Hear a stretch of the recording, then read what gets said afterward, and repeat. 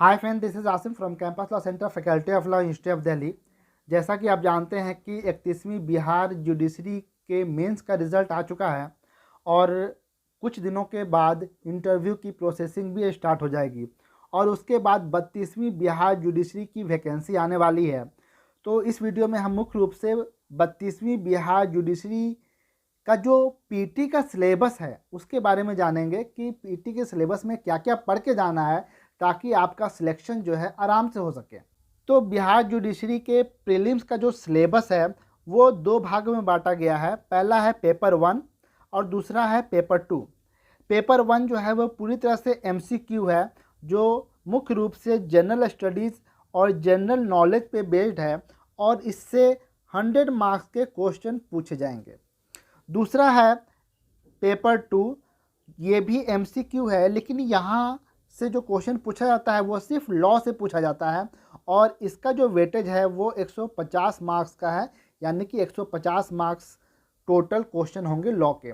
इस तरह से अगर देखा जाए तो 100 marks plus 150 marks equal to 250 marks total हो गए आपके पीटी के।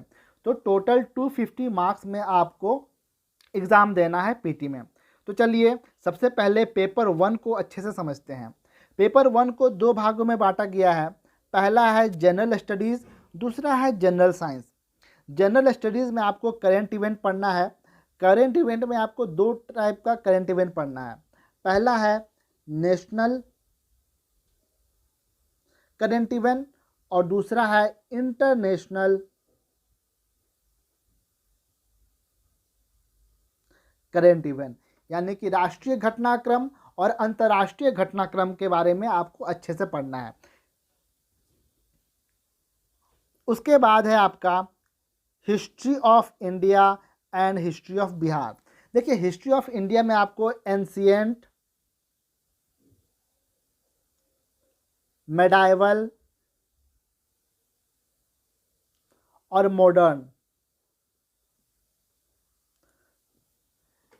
इन तीनों के बारे में पढ़ना है, लेकिन आपको मेन फोकस मॉडर्न इंडिया पे करना है, यानी कि मॉडर्न इंडिया से सबसे ज़्यादा क्वेश्चन पूछे जाते हैं और फिर बिहार से क्वेश्चन पूछे जाते हैं। उसके बाद आपका जो अगला सिलेबस है वो है culture of India and Bihar. Culture of India में अगर देखा जाए तो मौर्यन आर्ट हो गया आपका, पाल आर्ट हो गया। उसके बाद अगर देखा जाए तो मधुबनी पेंटिंग, बिहार से रिलेटेड जो है मंजूसा चित्रकला,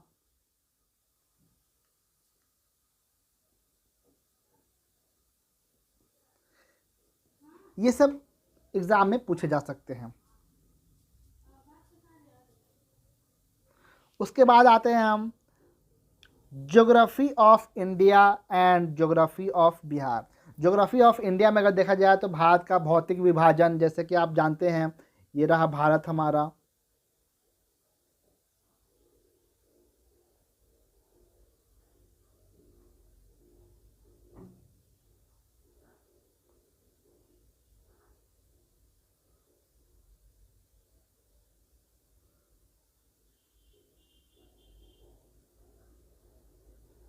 ये लगभग मिला जुला कर अगर देखा जाए तो हमारा भारत है।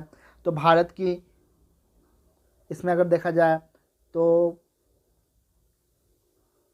भारत की मृदा, इंडियन सॉइल जिसे कहते हैं, भारत की नदियाँ, उत्तर भारत की नदियाँ, दक्षिण भारत की नदियाँ आपको पढ़ना है। भौतिक विभाजन पढ़ना है। भौतिक विभाजन में आपका पर्वत, पहाड़, पठार, मैदान, ये सब द्वीप समूह, ये सब पढ़ना है। उसके बाद अगर देखा जाए तो खनिज पढ़ना है, खनिज संसाधन पढ़ना है। पर्यटन पढ़ना है।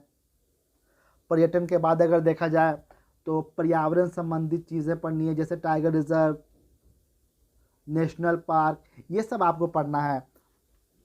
और इसी तरह से बिहार में भी आपको बिहार की मिट्टी, बिहार की नदियाँ, बिहार में खनिज या फिर बिहार से संबंधित उद्योग, ये सब आपको पढ़ने हैं।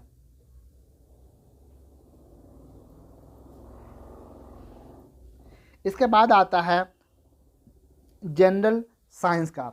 तो जनरल साइंस में आपको दो टाइप का जनरल साइंस पढ़ना है। पहला है एवरीडे साइंस, यानी कि प्रतिदिन जो हम लोग साइंस का उपयोग करते हैं उससे रिलेटेड चीज़ें पूछी जा सकती है। जैसे कि अगर साइंस में अगर देखा जाए तो आप बेकिंग सोडा से संबंधित क्वेश्चन, वॉशिंग सोडा से संबंधित क्वेश्चन, ये सब क्या है कि एवरीडे लाइफ में हम लोग इसका यूज़ करते हैं।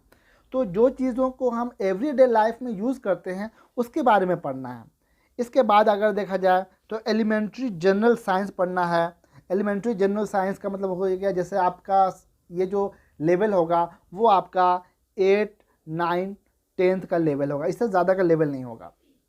उसके बाद बिहार जुडिशरी का सेकेंड पेपर होता है जो 150 मार्क्स का होता है और इसमें सिर्फ और सिर्फ लॉ के क्वेश्चन पूछे जाते हैं। इसमें पहला पढ़ना है आपको general knowledge and current affairs. Current affairs आपको फिर से नेशनल और इंटरनेशनल दोनों पढ़ना होगा। जनरल नॉलेज में आपको पढ़ना होगा जैसे कि सबसे ऊंचा,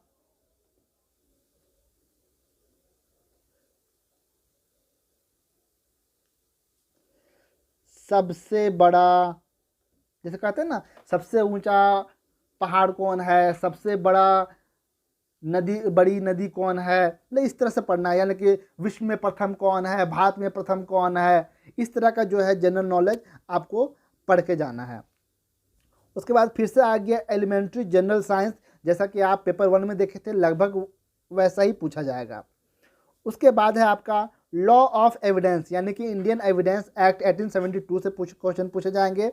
and procedural law, procedural law में आपका CRPC 1973 और साथ ही साथ CPC 1908, ये दोनों पूछा जाएगा जो कि बहुत ही इम्पोर्टेंट है। उसके बाद है आपका constitutional and administrative law of India. तो जैसा कि आप जानते हैं कि कॉन्स्टिट्यूशनल लॉ में आपको आर्टिकल 1 से लेकर के आर्टिकल 395 तक पूरा पढ़ के जाना है। और एडमिनिस्ट्रेटिव लॉ में जो है मुख्य रूप से अगर देखा जाए थ्योरी और केस लॉज से क्वेश्चन पूछे जा सकते हैं। उसके बाद है आपका Hindu law and Mohammedan law. Hindu law में अगर देखा जाए तो Hindu succession act, Hindu succession act, Hindu marriage act, minority and guardianship act, ये सब क्वेश्चन पूछे जा सकते हैं। मोहम्मदन लॉ में अगर देखा जाए तो विल पूछा जा सकता है, गिफ्ट पूछा जा सकता है, मैरिज में अगर देखा जाए तो मूटा मैरिज क्या होता है, मतलब इस तरह का जो है बेसिक चीज़ें जो है वो पूछा जा सकता है। और ख़ासकर अभी 2019 में जो नया लॉ बना है मुस्लिम वुमेन प्रोटेक्शन लॉ, उससे क्वेश्चन पूछा जा सकता है। उसके बाद है law of transfer of property, यानी कि TPA, यहाँ से क्वेश्चन पूछा जाएगा। और प्रिंसिपल ऑफ इक्विटी, यहाँ से क्वेश्चन पूछा जाएगा। उसके बाद है law of trust and specific relief act, यहाँ से क्वेश्चन पूछे जाएंगे, यहाँ से क्वेश्चन कम पूछे जाते हैं। उसके बाद है लॉ ऑफ कॉन्ट्रैक्ट, यानी कि इंडियन कॉन्ट्रैक्ट एक्ट 1872 से क्वेश्चन पूछे जाएंगे। और लॉ ऑफ टॉर्ट से क्वेश्चन पूछे जाएंगे। और लास्ट में है आपका कॉमर्शियल लॉ। कॉमर्शियल लॉ में 3-4 लॉज पढ़ने हैं आपको जो कि बहुत छोटा छोटा है। कॉमर्शियल लॉ में अगर देखा जाए तो पार्टनरशिप एक्ट हो गया, सेल्स ऑफ गुड्स एक्ट हो गया, ये सब आप पढ़ के जा सकते हैं। तो बिहार जुडिशरी का जो सिलेबस है वो 2 भागों में बांटा गया है, जैसा कि हम पहले बता चुके हैं। पहला है पूरी तरह से GS 100 मार्क्स का और दूसरा है पूरी तरह से लॉ 150 मार्क्स का। तो टोटल 250 मार्क्स में आपका सिलेक्शन होना है। आई होप कि आपको ये वीडियो इन्फॉर्मेटिव लगा होगा। अगर वीडियो पसंद आए तो प्लीज़ वीडियो को लाइक करें, शेयर करें। हमसे जुड़े रहने के लिए हमारे चैनल को सब्सक्राइब करें और बेस्ट ऑफ लक आपके अपकमिंग एग्ज़ाम के लिए। Thank you so much.